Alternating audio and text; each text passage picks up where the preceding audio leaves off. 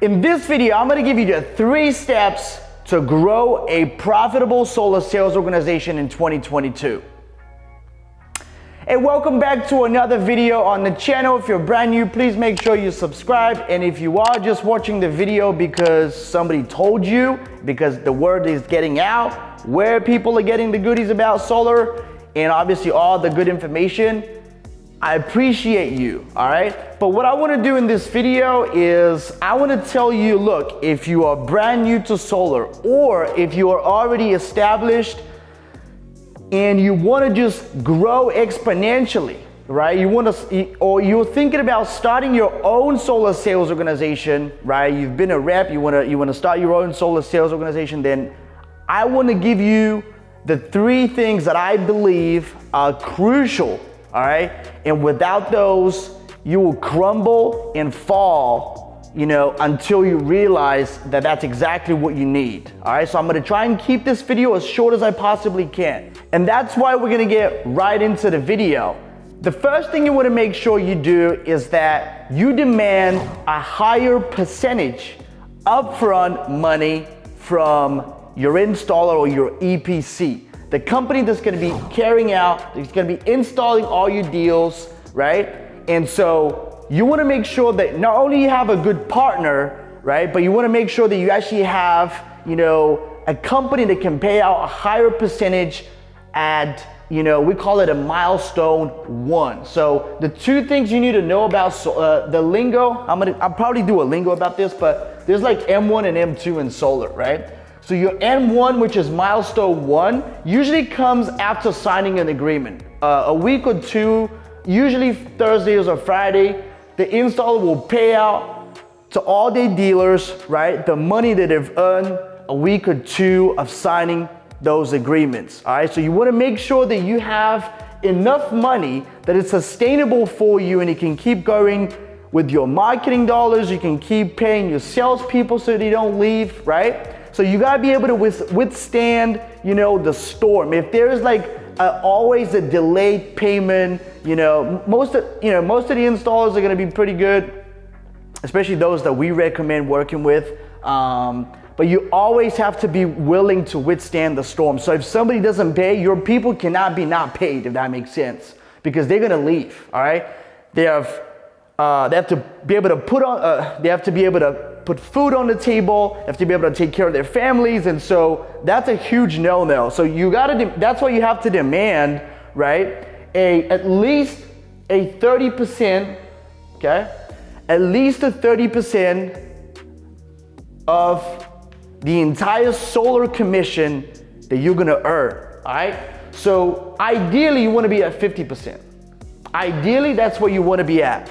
Your milestone 1, for M1, you wanna be at 50%, right? Not every single installer is gonna do that. And even if they were to agree to do that, that's probably not gonna happen right off the bat, right? Because most installers don't care, all right? They're big enough, they don't care about, pretty much giving you a deal that is so irresistible that it's gonna make a lot of people just come in. The reason why these, installers, these companies, are not comfortable giving you 50% up front is because there's something called a clawback, all right? And the clawback can happen because somebody cancels, between the time they actually sign the agreement, you made them sign the agreement, until the time, until their time for installation comes, right? Because usually that's about 45 to 60 days, sometimes even longer, right? Especially if you're working with an installer that has huge backlogs, and could be way longer than that. Could be like 3, 4, 5, 6 months for the install to ever take place. And so the clawback is basically signing the agreement, right? You getting paid at M1, which is a week or 2 after signing, right? The customer. And then the clawback happens when they actually cancel the deal, because that's in their right. The customer has the right, okay, to actually cancel the deal ahead of time, right? In between the time frame of, when they signed the deal until install, right? They have the right to cancel that as long as glass is on the roof. That's what we call it, right? And so not everyone's gonna be okay with 50% right off the bat. They might demand some volume, until they allow you to do that, which is okay, right? But you wanna be able to at least get like a decent payout right off the bat, unless you're heavily funded. In that case, disregard what I'm saying.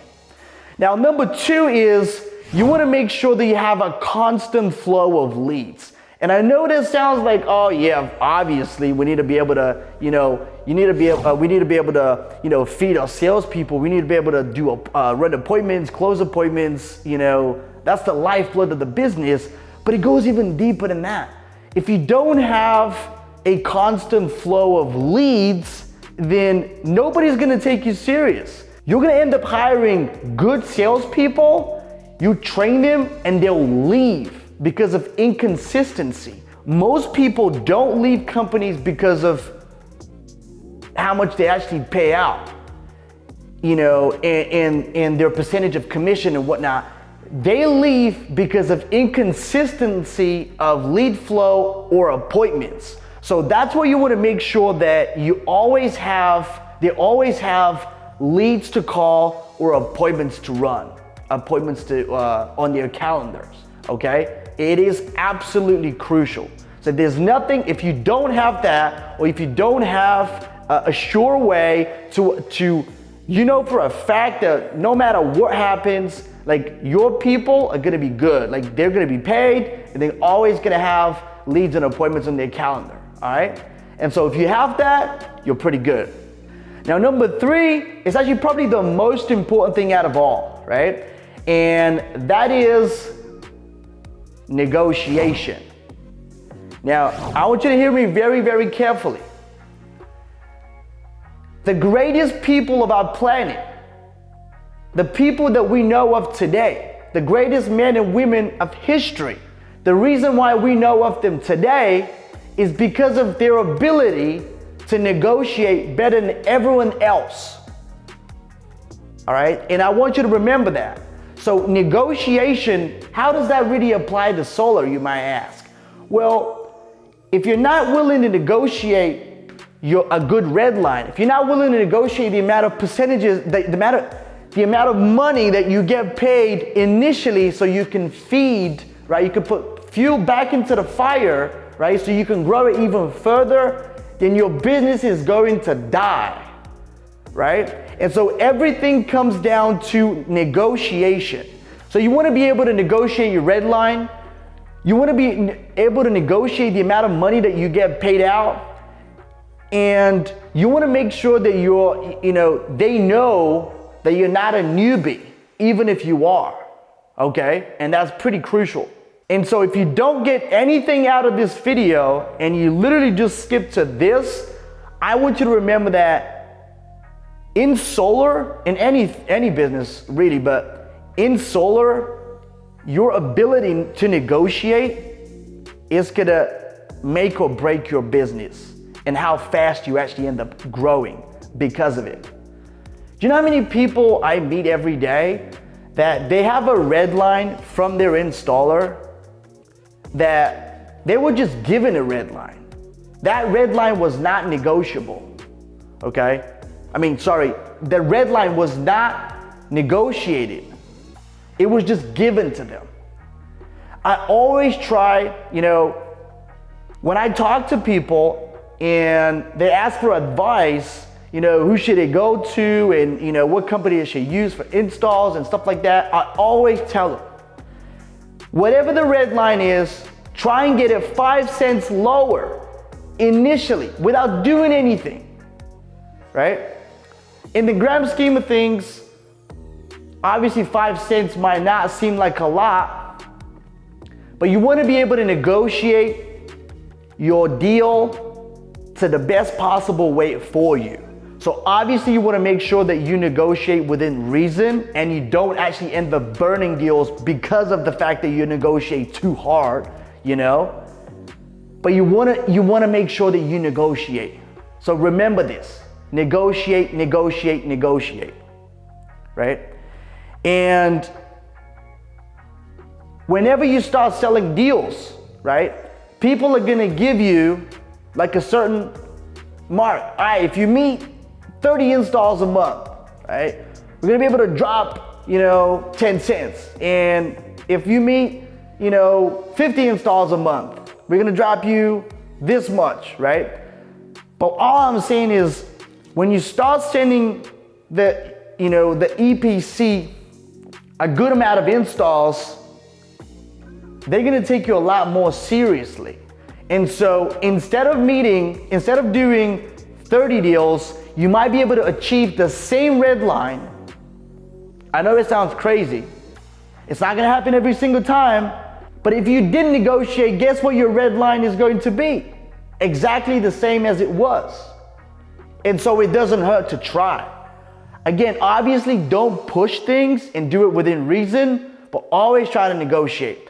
And that's gonna conclude this video, guys. If you enjoyed and obviously like the content of this video, make sure you give it a thumbs up. That will boost it up in the YouTube algorithm. And please get the word out, right? Post this link in Facebook groups. If people wanna know about like where you're getting the goodies, send it to your friend, okay? Or you don't even have to send it on social media. If you have a conversation with your solar buddies, just tell them about the channel. Just say, hey dude, this crazy guy, that you should go check out, because that's where the information is. My goal is to ensure that the information that we share on this channel is shared nowhere else, because I know nobody's talking about these things, right? I appreciate you all. If you need help at all, right, with your lead generation, if you want to grow your solar company, if you have a sales org, right, and you want to grow it massively this year in 2022 and beyond, make sure you check out the link below and schedule a call where we're going to tell you exactly how we're going to be able to achieve that. And if we're not able to help you, we'll let you know.